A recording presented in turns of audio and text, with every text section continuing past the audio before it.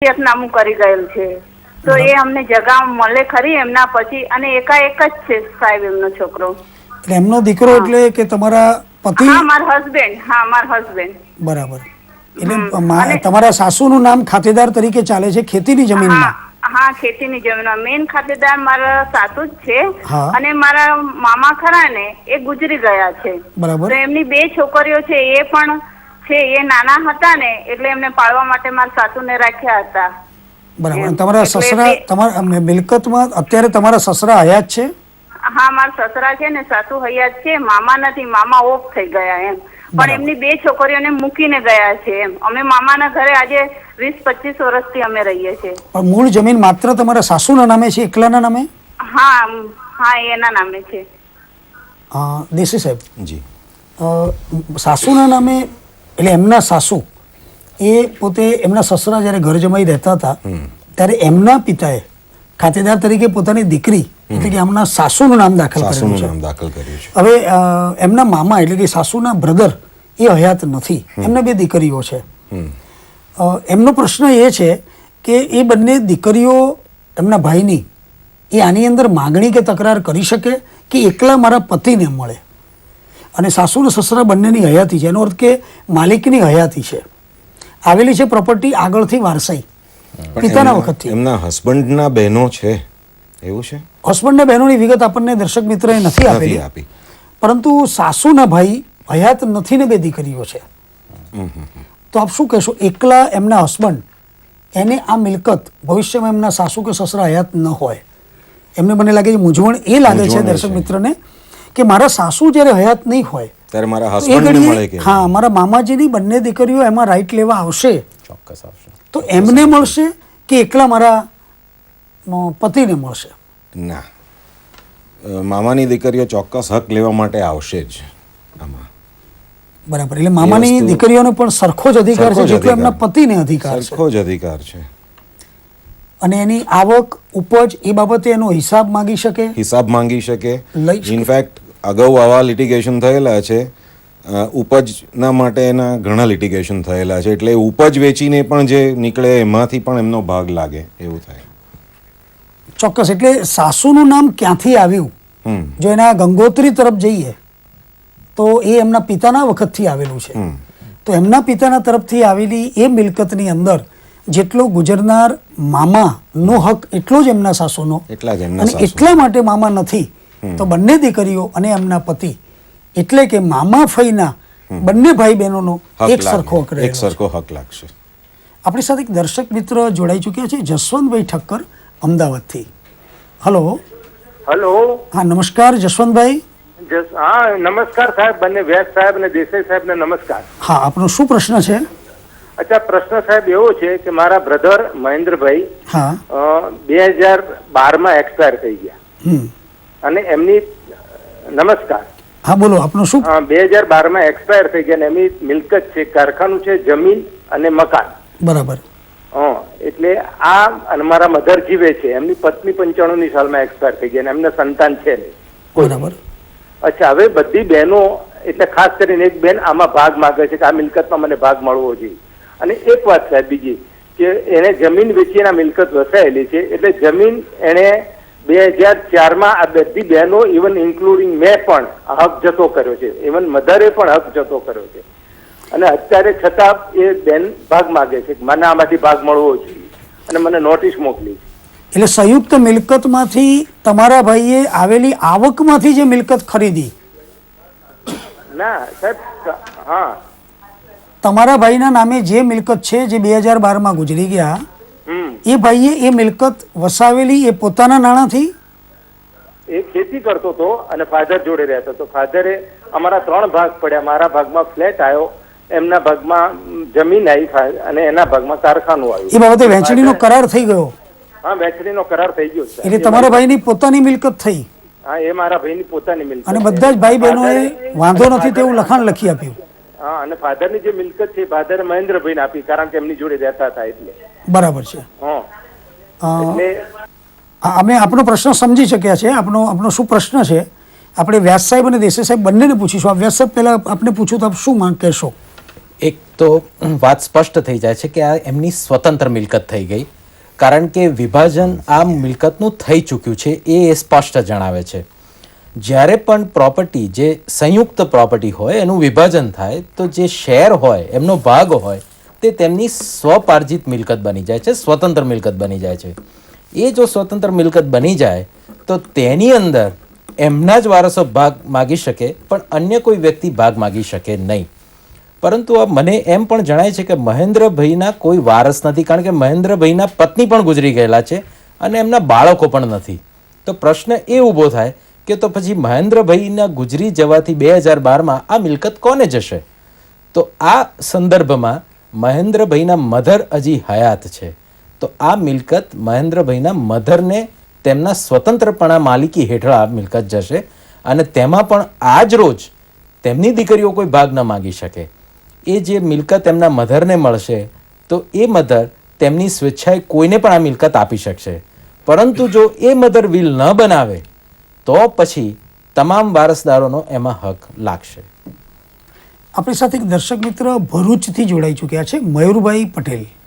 Hello. હા sir. મયુરભાઈ નમસ્કાર. નમસ્કાર સાહેબ. હા, આપનો શું પ્રશ્ન છે? સર મારો પ્રશ્ન એ છે કે 2005 ની વાત છે સાહેબ, મારા ફાધર એક્સપાયર થઈ ગયા હતા. બરાબર. અને અંકલે છે ને મારી જમીન વેચી હતી, મારા બીજા અંકલને વેચી, અદલા બદલી કરી હતી સર. બરાબર. તો મારા અંકલને અમે દસ્તાવેજ કરી આપ્યો છે ને એ ટાઈમે હું નાનો હતો, મારી બેન પણ નાની હતી અને મારી બેન પાસે સિગ્નેચર કરાવી લીધી ને મારી જાણ મુજબ હું બીજે સ્ટડી કરવા જતો હતો હોસ્ટેલમાં. તો મારી સિગ્નેચર પણ મારી સિગ્નેચર મારી બેને કરાવડાવી હતી. મારી બેન નાની હતી એ ટાઈમે કરાવડાવીને દસ્તાવેજ એ રીતે કરાવી લીધો હતો સાહેબ. અને આજે જે એમની જમીનનો દસ્તાવેજ મારા નામે કરાવવાનો તે મને કરી નથી આપતો સાહેબ. ને એમની માંગ છે કે મને 1.5 એકર જમીન આપે તો દસ્તાવેજ કરી આપું, એ રીતેની માંગો કરે છે નવી નવી એમ. તો હવે મારે એના માટે શું કરવું એમ? બાનાખત કરેલું છે, નોટરી કરેલી છે કે આ ભાઈને જમીન મારે આપી છે, છોકરો સગીર વયનો થાય ત્યારે એને મારે દસ્તાવેજ કરી આપવાનો. પણ અત્યારે જયારે અમે એને કહેવા જઈએ છીએ કે તમે દસ્તાવેજ કરી આપો ત્યારે પાર્ટીની માંગ છે નવી નવી કે 1.5 એકર આપો તો દસ્તાવેજ કરી આપું, બાકી નહીં કરી આપું, જે થાય તે કરી લો, એ રીતેની વાત કરે છે. તો હવે આમાં કઈ થઈ શકે? ચોક્કસ આપણે દેસાઈ સાહેબને પૂછીશું. જી. શું આ કાનૂની કાર્યવાહી કરી શકે મયુરભાઈ? કારણ કે નાનપણની અંદર પોતાના પિતા અત્યારે હયાત નથી, કાકાએ અદલા બદલીમાં અગાઉ થયેલી લેખિત સમજૂતી મુજબ ચોક્કસ સમય પછી દસ્તાવેજ કાકાએ એમને પાછો કરી આપવાનો હતો સગીરમાંથી પુખ્ત થતા. એ વખતે આમણે દસ્તાવેજ એમને કરી આપ્યો છે, કાકા નથી કરી આપ્યા. અને વાત આવે છે કે તારે થાય તે કરી લે. આ દરેક જગ્યાએ એક તકરાર છે, કારણ કે ભારતની અંદર કાનૂની પ્રશ્નો એટલા બધા કોર્ટોની અંદર પેન્ડિંગ પડ્યા છે કે ઘણીવાર ખોટો માણસ ખોટી રીતે બચાવ લેવાનું શરૂ કરે તો નીચેલી કોર્ટથી સુપ્રીમ કોર્ટ જતા સુધી 15 થી 20 વર્ષ 25 વર્ષ એ ખોટો માણસ પણ સાચા વ્યક્તિને હેરાન કરી શકે. આવા સમયે ન્યાયની દેવી ઉપર ભરોસો રાખીને આપણે કાયદો હાથમાં લીધા વગર જો આપણે ન્યાય લેવો હોય તો મયુરભાઈ આ બાબતે કાનૂની કાર્યવાહી શું કરી શકશે? મારો એક સમો પ્રશ્ન એ થાય છે કે એ મેજર ક્યારે થયા? હા, બરાબર. એટલે માને એ આપણી પાસે પૂરી વિગતો અત્યારે નથી આવેલી, પણ મેજર જો થઈ ગયા એમ માની લો કે 2005માં મેજર થયા હોય તો એના 3 વર્ષની અંદર એમને દાવો કરવો પડે અને એ દાવામાં માંગણી કરી આપવી પડે કે અગાઉ થયેલી સમજૂતી પ્રમાણે મને આ કરાર કરી આપે ને આ જમીન મારા નામે ટ્રાન્સફર કરે. બરાબર. આ રીતનો એમને દાવો કરવો પડે ને સાથે ઇન્જંક્શન પણ માંગવું પડે કે એ જે જમીન છે એની સાથે આગળ કોઈ વ્યવહાર કરે નહીં એમના કાકા. ચોક્કસ, કારણ કે કાનૂની પ્રક્રિયા દરમિયાન પણ કાકાના નામે મિલકત અત્યારે રેવન્યુ રેકોર્ડમાં છે, એટલે કોઈને વેચાણ, ટ્રાન્સફર, એસાઇન, મોજો, ગીરો, બક્ષિસ કરે નહીં, કોઈને પ્રત્યક્ષ કબજો સોંપે નહીં, એવી એક નામદાર કોર્ટથી મનાયુકમ મેળવે અને એની સર્ટિફાઈડ નકલ લઈને જો રેવન્યુ ડિપાર્ટમેન્ટમાં આપવામાં આવે જે તે ઓથોરિટી સમક્ષ તો એની એક અંદર નોંધ પણ પડી જાય તો એ દાવાના આખરી નિકાલ સુધી યથાવત પરિસ્થિતિ જળવાઈ રહે. તો નામદાર કોર્ટ જ્યારે બંનેને સાંભળીને નિર્ણય કરશે એ વખતે એનો ફાઇનલ યોગ્ય ન્યાય મળશે ને દરેક. ત્યાં સુધી ઇન્જંક્શન એમને 100% માંગવું જોઈએ. ચોક્કસ. અને એ ગાળા દરમિયાન એ માની લો કે જમીનમાં કોઈ મોટી ઉપજ છે, એ કાકા અત્યારે એકલા મેળવે છે, તેની ઉપજનો હિસાબ રાખે, એવી રીતનું એક પ્રેયર કરવી જોઈએ એની અંદર. ઉપજ અત્યારના કદાચ આ તબક્કે એમને ના મળે એમ માની લઈએ, પણ જ્યારે જેટલી વખત ઉપજ થાય એનો હિસાબ રાખે એવી પણ દાદ કોર્ટ પાસે માંગવી જોઈએ એમ. અને દેસાઈ સાહેબ, આપણે સિવિલ પ્રોસિજર કોડની અંદર રિસીવર નિમવાની વાત છે કે બે પક્ષકારો વચ્ચે તકરાર હોય ત્યારે નામદાર કોર્ટ કોઈ રિસીવરની નિમણૂક કરે, એનું એક મહેનતાણું નક્કી કરવામાં આવે જી, અને રિસીવરે ડિસ્પ્યુટેડ પ્રોપર્ટીનો કબજો લે અને હિસાબ દર 3 મહિને નામદાર કોર્ટ સમક્ષ આવે કે પક્ષકારોને ન્યાય મળે. એ પણ થઈ શકે છે, પણ હું માનું છું કે કોર્ટ હુકમ કરે તો એમના કાકાએ આ માનવું જ પડે. રિસીવરની અપોઇન્ટમેન્ટ ના થાય તો પણ રિસીવર તો કરી જ શકે છે, પણ ના થાય તો પણ એમના કાકાએ આ હુકમની તો તામીલ કરવી જ પડે. આપણી સાથે એક દર્શક મિત્ર જોડાઈ ચૂક્યા છે, સુરેશભાઈ ચાવડા વડોદરાથી. હલો. સુરેશ ચાવડા બોલું છું. હા સુરેશભાઈ, નમસ્કાર. હલો. હા સર, મારો એવો પ્રોબ્લેમ છે કે મકાન મારા ગ્રાન્ડફાધરની નામે છે. બરાબર. હા હા, એની અંદર નીચે બ્રેકેટમાં બીજા વ્યક્તિનું નામ નોંધાયું છે. બરાબર. એ કોણ છે બીજા વ્યક્તિઓ? બીજા વ્યક્તિ કે ગામના બીજા વ્યક્તિ છે. બરાબર. હા, અને સિટી સર્વે રેકોર્ડમાં મેં નામ કઢાયું તો મારા ગ્રાન્ડફાધરની નામે જ છે. બરાબર. હા, તો અને મેં પંચાયતમાં ગયો તો પંચાયતમાં જે વ્યક્તિ હતા એ વ્યક્તિ એવું કહે છે, બરાબર, તો એ વ્યક્તિ એવું કહે છે કે હવે આ બ્રેકેટમાં નામ છે મારાથી ભૂલથી લખાઈ ગયું છે. બરાબર. એ ભૂલથી લખાયું છે તે બાબતે રેકોર્ડ ઉપર લાવીને એને સુધારવા માટે તમે અરજી આપી? હા, સિટી સર્વે રેકોર્ડમાં નામ કમ્પ્લીટ છે, મારા ગ્રાન્ડફાધરનું નામ કમ્પ્લીટ છે. બરાબર. હા હા, તો એના માટે હકદાર કોણ ગણાય? તમારા દાદા હયાત છે અત્યારે? હા, ના ના નથી. બરાબર. એટલે તમારે વારસાઈ કરવું છે ત્યારે પેલું ભૂલથી લખાયેલું નામ ના કારણે તમને તકલીફ પડી રહી છે. વ્યાસ સાહેબ, શું કહેશો આપ? એમનો પ્રશ્ન બહુ સરળ છે. સૌપ્રથમ તો એ અરજી કરીને જાણી લે એ સિટી સર્વેની ઓફિસમાંથી કે જે અન્ય વ્યક્તિઓનું નામ દાખલ કરવામાં આવેલું છે તે કયા આધારે દાખલ કરવામાં આવ્યું છે. આ એક સેફટી માટે કરવામાં આવે છે. ભલે પેલો એડમિટ કરે છે કે મારાથી ભૂલથી નામ દાખલ થઈ ગયું, પણ તે છતાં પણ જ્યાં આપણે જે આ જાહેર માહિતીનો હકની વાત કરીએ છીએ તો આ જાહેર માહિતીના આધારે આપણે એ પણ જાણી લેવું જોઈએ કે કોઈ દસ્તાવેજના આધારે આ અન્ય વ્યક્તિનું નામ દાખલ કરવામાં આવેલું છે. જો કોઈ દસ્તાવેજના આધારે કે કોઈ અન્ય પુરાવાના આધારે આ નામ દાખલ કરવામાં ન આવેલું હોય તો આ વ્યક્તિઓ 100% આ મિલકતને હકદાર નથી. પછીની આગળની કાર્યવાહી એવી છે કે તે સિટી સર્વેમાં અરજી કરવાની હોય છે કે અન્ય વ્યક્તિ કે જે ત્રાહિત વ્યક્તિઓ છે તેમના નામ ભૂલથી આ સિટી સર્વે રેકોર્ડમાં દાખલ કરાયા છે તો તેમને કમી કરવા. આ માટેની કાર્યવાહી ત્યાં જ કરવાની હોય છે. માટે સિટી સર્વેની ઓફિસમાંથી યોગ્ય કાર્યવાહી કરી નોટિસો આપી અને જો એમ લાગશે કે આ ખરેખર ભૂલથી નામ દાખલ કરવામાં આવેલા છે તો તે નામ કમી કરવામાં આવશે. એમનો છેલ્લો પ્રશ્ન એવો હતો કે અત્યારે માલિક કોણ ગણાય. અગાઉ પણ આપણે આ બાબતમાં ચર્ચા થઈ ગયેલી છે કે કોઈ એક વ્યક્તિનું નામ 7/12ના ઉતારામાં હોય કે સિટી સર્વેની મિલકતમાં દેખાતું હોય તો તે માલિક છે તેવું 100% માની લેવાની જરૂર નથી હોતી. ઘણા સંજોગોમાં એવું બનતું હોય છે કે માલિકો જુદા હોય પરંતુ નામ કોઈ એક વ્યક્તિનું જ બોલતું હોય. એ તો આ બાબતમાં એમના દાદાનું જ નામ બોલે છે એટલે બીજી કોઈ ચિંતાનો પ્રશ્ન નથી. પરંતુ અત્યારે ખરેખર માલિકો કોણ છે તે તો તેમના વારસદારો જ છે, તે માલિકો છે. એટલે એમના દાદાના વારસદારો પણ હજી રેકોર્ડ પર આવેલા નથી. માટે તે અંગેની પણ એમણે કાર્યવાહી કરવી જોઈએ. એટલે સુરેશભાઈ, આપ પોતે આપને આ ડિસ્પ્યુટમાં તમે મામલતદાર ઓફિસ અથવા તો પંચાયતમાં એવી એક માહિતી જાણવાના અધિકારના કાયદાની છે એક અરજી કરીને પણ આવું આ નામ જે તમારા દાદાની સાથે જેનું નામ જોડાયેલું છે એવા વ્યક્તિનું નામ ક્યારે દાખલ કરવામાં આવ્યું, કયા પુરાવાના આધારે દાખલ કરવામાં આવ્યું, એ નામ દાખલ કરવા કોઈએ અરજી કરી હતી કે નહીં, અને જો આ નામ ખોટું હોય તો તેને આજ સુધી રદ કરવામાં કેમ નથી આવ્યું, આ બાબતની માહિતી પણ તમે મેળવી અને આગળ પત્ર વ્યવહાર કરી અને એનો સંતોષ ન થાય તો એ માહિતીના 30 દિવસ બાદ પણ તમે અપીલ કરીને પણ એનો ન્યાય અને માહિતી મેળવી શકો છો. આપણી સાથે એક દર્શક મિત્રો જુનાગઢથી જોડાઈ ચૂક્યા છે, દિનેશભાઈ. હલો. હા દિનેશભાઈ. જી જી. હા, આપનો શું પ્રશ્ન છે?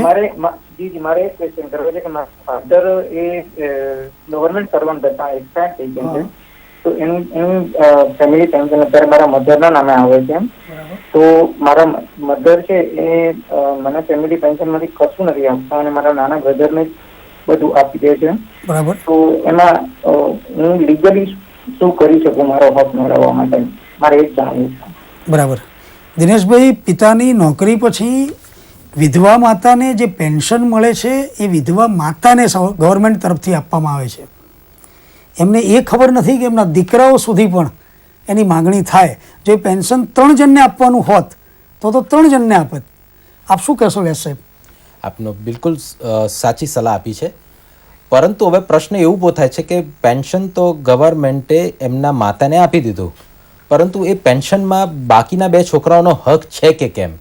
તો આ બાબતે એક જ વસ્તુ કે જો એમના પિતાશ્રી વિલ કર્યા વગર ગુજરી ગયા હોય તો તે પિતાશ્રીના તમામ સંતાનો, એટલે એમની વિધવા પત્ની તો ખરી જ, પરંતુ તમામ સંતાનોનો પણ હક લાગે.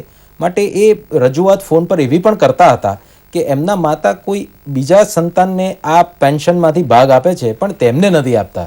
તો આ આગળ તેમણે કાનૂની કાર્યવાહી ત્યાંની દીવાની કોર્ટમાં જઈને કરવી પડે અને તેમણે એવું પુરવાર કરવું પડે કે મારા પિતાશ્રી વિલ કર્યા વગર ગુજરી ગયા છે, માટે હું પણ એમનો એક વારસદાર થઉં છું અને 1/3 ભાગ મારો પણ લાગે, માટે આ પેન્શનમાંથી 1/3 ભાગ મને પણ મળવો જોઈએ. અથવા તો જ્યાંથી પેન્શન આવે છે કચેરીને પણ એ પત્ર વ્યવહાર કરી શકે કે આવવાવાળા પેન્શનના અમે 3 વિલ નથી કર્યું તેવા સંજોગોમાં કે હું ઇક્વલ એનો હકદાર છું. ચોક્કસ એ સરકારી તિજોરીમાં પણ આ પત્ર વ્યવહાર કરી શકે, પરંતુ ત્યાં પણ એક તકરાર ઊભી થશે. માટે સરકારી જવાબ પણ એમ જ આવશે કે તમે કોર્ટમાં જઈ અને ડિક્રી મેળવી લાવો. જે પણ ડિક્રી આવશે તે એમને બંધન કરતા અને માન્ય રહેશે. તદુપરાંત ઘણી બધી સરકારી કચેરીઓમાં અન્ડરટેકિંગ લેવામાં આવતા હોય છે અને એ અન્ડરટેકિંગ પ્રમાણે અથવા તો કેટલીક વાર નોમિનેશન પ્રમાણે આ પેન્શનની રકમ કોઈ એક જ વ્યક્તિને મળતી હોય છે. જ્યારે સરકાર કોઈ એક જ વ્યક્તિને આ પેન્શનની રકમ નોમિનેશન દ્વારા અથવા તો અન્ડરટેકિંગ દ્વારા આપતી હોય તો આમાં સરકારને પક્ષકાર બનાવવાની જરૂર નથી. આમાં સમય વેડફ્યા વગર દીવાની કાર્યવાહી કરવી એ ઉચિત જણાય છે. દર્શક મિત્રો, હિન્દુ વારસાઈ ધારા અને આરટીઆઈની આપણે ચર્ચા કરી રહ્યા છે, પણ મળીએ એક નાનકડા વિરામ બાદ. પૂરથી બચવા માટે ગામ અને ઘરોમાં સહેલાઈથી મળતા સામાનને પણ ઉપયોગમાં લાવી શકાય છે. આજે એનડીઆરએફ ના સોલ્જર આપણને રાખ બનાવતા શીખવાડશે. વાંસના રાખ બનાવવા માટે એક મજબૂત દોરડું અને થોડાક વાંસ લઈને આમ બાંધો. અમુક કેળાના ઝાડના થડથી કેળાના રાખ બને છે. આ જ પ્રમાણે ટ્યુબ, જેરીકન અને નાળિયેરની મદદથી રાખ બનાવી શકાય છે. ચાલો અભ્યાસ કરીએ. સાચે છીએ અમે, તૈયાર છીએ અમે, હવે પોતાના જ રક્ષક છીએ અમે. આપના હિત માટે તત્પર એનડીએમએ.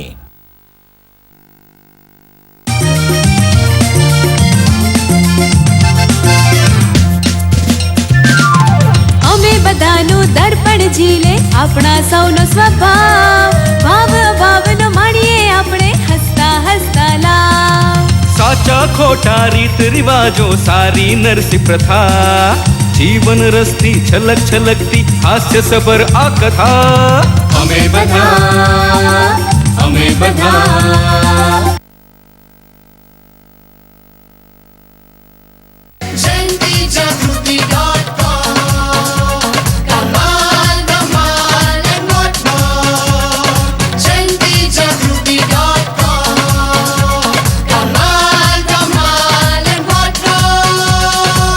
જયંતિજાગૃતિ.com. જયંતિજાગૃતિ.com.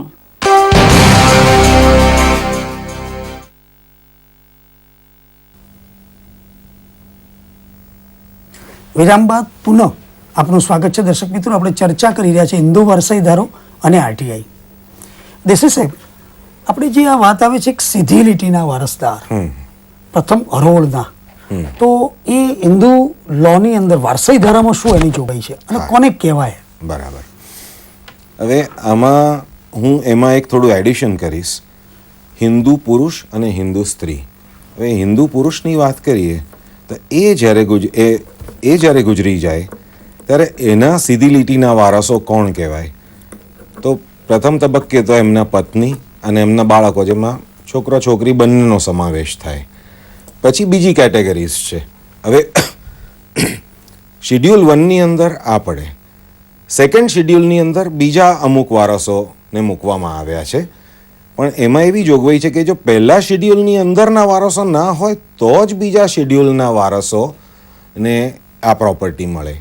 એ જ રીતે જો એક હિન્દુ સ્ત્રી ગુજરી જાય તો એમના વારસોની જોગવાઈ કલમ 15 સક્સેશન એક્ટમાં કરવામાં આવી છે અને એમાં પણ સૌપ્રથમ તો એમના બાળકો અને એમના પતિ, જો પતિ ના હોય, બાળકો ના હોય તો સેકન્ડ કેટેગરી આવે, and so on and so fourth. એટલે એ રીતનું નક્કી કરવામાં આવેલું છે. અને ખાસ કરીને જો હિન્દુ સ્ત્રીની વાત કરીએ તો જે કલમ 15 છે એ બહુ જ ઇમ્પોર્ટન્ટ છે, કારણ કે કલમ 15 સબસેક્શન 1 જે છે એ એમ કહે છે કે જો હિન્દુ લેડી ગુજરી જાય તો એમના વારસો એમના છોકરાઓ અને એમના પતિ કહેવાય, અને એઝ આઈ સેડ કે બીજી કેટેગરી પણ આવે. પણ મોસ્ટ ઇમ્પોર્ટન્ટ છે કલમ 2. જો એક હિન્દુ સ્ત્રી ગુજરી જાય જેના પતિ પણ હયાત નથી અને છોકરાઓ નથી, બાળકો નથી, અને આવી સ્ત્રીને જો એમના પિતા કે માતા પાસેથી પ્રોપર્ટી આવેલી હોય તો આવી પ્રોપર્ટી કોને જાય? તો એમાં એવું ઠરાવવામાં આવ્યું છે કે સોર્સ ઓફ ધ પ્રોપર્ટી કઈ ફાધર અને મધર પાસેથી મળેલી પ્રોપર્ટી છે તો ફાધરના જે વારસો છે એને જશે.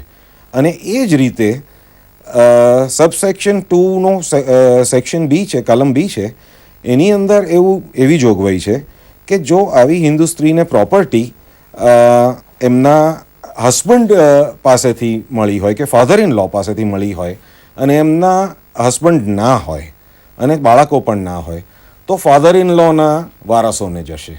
એટલે આ રીતની કલમ 8 અને કલમ 15માં હિન્દુ સક્સેશન એક્ટના પુરુષ અને સ્ત્રી માટેની જોગવાઈઓ કરવામાં આવેલી છે. આપણી સાથે એક દર્શક મિત્ર પાલનપુરથી જોડાઈ ચૂક્યા છે, નીતિશભાઈ. હલો. હલો. હાજી સર, નમસ્કાર. નમસ્કાર નીતિશભાઈ, બોલો, આપનો શું સવાલ છે? સવાલ સર મારો પહેલો એ છે કે હમણાં એક કેસ એવો હતો કે જેમાં એમને વાત કરી કે મારી કોરા કાગળ ઉપર સહી કરાવી લીધેલી હતી. બરાબર. અચ્છા, હવે હું એમ કહું છું કે સાહેબ નામદાર અદાલત કોરા કાગળને કેટલો વેલિડ ગણે છે? એમાં તો આમ તો સામાન્ય રીતે સ્ટેમ્પની વેલ્યુએશન વધારે હોય છે. અચ્છા, બીજો પ્રશ્ન મારો એ છે, ટૂંકમાં કહી દઉં તો, કે મારા ફાધરે 1982 ની અંદર પોતાના સામાન્ય પગારમાંથી પૈસા બચાવીને એક મિલકત ખરીદી હતી, પરંતુ લાગણી વશ થઈ તેમને તેમના માતુશ્રી એટલે કે મારા દાદીનું નામ એમને લખાવ્યું હતું. બરાબર. અચ્છા, હવે હાલ મારા ફાધરને એ લોકો 5 ભાઈઓ અને 2 બહેનો એમ 7 વ્યક્તિઓ છે, તો આમાં આ મિલકત ઉપર ખરેખર અધિકાર કોનો ગણાય? બરાબર. આપણે વ્યાસ સાહેબને પૂછીશું. શું કહેશો આપ વ્યાસ સાહેબ? પહેલા પ્રશ્નનો જવાબ કે કોરા કાગળ પણ સહી કરાવી લીધી તો એની વેલ્યુ કેટલી? કોર્ટની અંદર કોરો કાગળ અને એમાં થયેલી સહી ન જ માનવામાં આવે એ વાત સ્પષ્ટ છે કે ભાઈ સ્ટેમ્પ ડ્યુટી ભરવી પડે, પણ એ કાગળ કઈ બાબતનો છે એ જોવું પડે. એ જો ફક્ત સંમતિ પત્રક હોય કે ભાઈ આથી અમો નીચે સહી કરનાર અમને વાંધો નથી ઉઠાવતા કે તમારા નામ પર પ્રોપર્ટી જાય, તો કોર્ટ એ સ્ટેમ્પ ડ્યુટી નથી ભરી અથવા તો રજિસ્ટ્રેશન નથી કર્યું તે આધાર પણ તે કાગળ કાઢી ન શકે. એ એક વાત થઈ. બીજી વાત એમના ફાધરની છે, જે એમણે પૈસા બચાવીને મિલકત લીધી હતી, પરંતુ નામ ખાતર એમણે તેમના માતાનું નામ દાખલ કરેલું.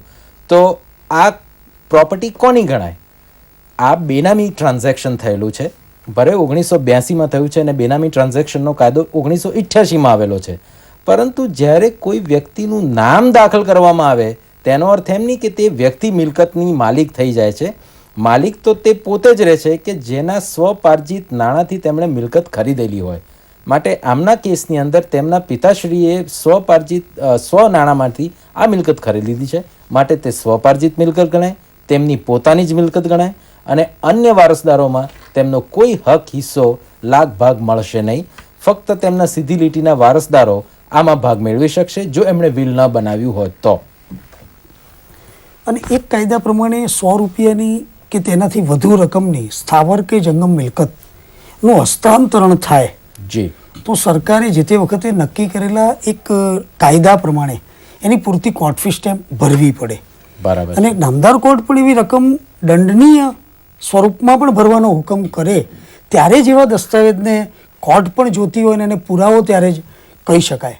વળી આપણે હસ્તાંતર નિષ્ણાતની કચેરી અને એ દસ્તાવેજ બાબતથી જુદા જુદા પ્રકારની સંશોધનો જે આ દર્શક મિત્રોને ખબર કદાચ નહીં હોય તો એવી કચેરીને એટલા બધા આધુનિક યુગના એવા સાધનોથી એની તપાસ કરવામાં આવે છે કે ટાઈપ પહેલાં થયું કે સહી પછી થઈ, સહી કેટલા વર્ષ જૂની હશે, કાગળ કેટલા વર્ષ જૂનો છે, એક ડોક્યુમેન્ટ લખાય ત્યારે બે લીટી વચ્ચેની જગ્યા કેટલી છે, એનું કયા સંજોગોમાં આટલી મોટી પ્રોપર્ટી એક કાગળ ઉપર ટ્રાન્સફર કરવામાં આવી, આવા ઘણા બધા અભિપ્રાયોને પણ નામદાર કોર્ટ ધ્યાનમાં લેતી હોય છે. અને એ તમામ તપાસના અંતે પુરાવાના આધારે નક્કી થાય કે કોરા કાગળ ઉપર સહી કઈ રીતે આપવામાં આવેલી, કયા સંજોગોમાં આપવામાં આવેલી અને આ કરેલો એક દુરુપયોગ છે. Pure forensic evidence, forensic evidence FSL ની અંદર પણ એની FSL ની અંદર, કારણ કે એઝ યુ સેડ ઘણા બધા ઇક્વિપમેન્ટ્સ એવા આવી ગયા છે જેનાથી આ શોધી શકાય. ચોક્કસ. આપણી સાથે એક દર્શક મિત્ર જોડાઈ ચૂક્યા છે સાબરકાંઠાથી, અંકિતભાઈ પટેલ. હલો. હા સર. હા નમસ્કાર અંકિતભાઈ. નમસ્કાર સર. હા આપનો શું પ્રશ્ન છે? સર એવું છે કે મામલતદાર મારા રસ્તો બ્લોક કરેલો હતો, ઘર માટે રસ્તો છે ને એ બ્લોક કરેલો હતો. બરાબર. તો મામલતદારે સુનાવણી કરી તો ખોલ્યો ના. પછી એ લોકો અપીલમાં SDM માં જા તો SDM એ બી એવું કહ્યું કે ભાઈ ખોલી દે, અને હુકમ બી બહાર પાડ્યો તો ખોલ્યો ના. પછી કાનૂની કાર્યવાહી દ્વારા PSI સાહેબે ખોલાવ્યો. બરાબર. પછી 2.5 મહિના જેવો ચાલુ રહ્યો રસ્તો. પછી એ જજમેન્ટ પછી 8 મહિના પછી એ બા લોકો રૂકાવટ લાયા હાઈકોર્ટ માંથી, મનાઈ હુકમ એવું સિવિલ એપ્લિકેશન, અને હજી સુધી હાઈકોર્ટ કશો જજમેન્ટ આપતી જ નથી. એમ 6-7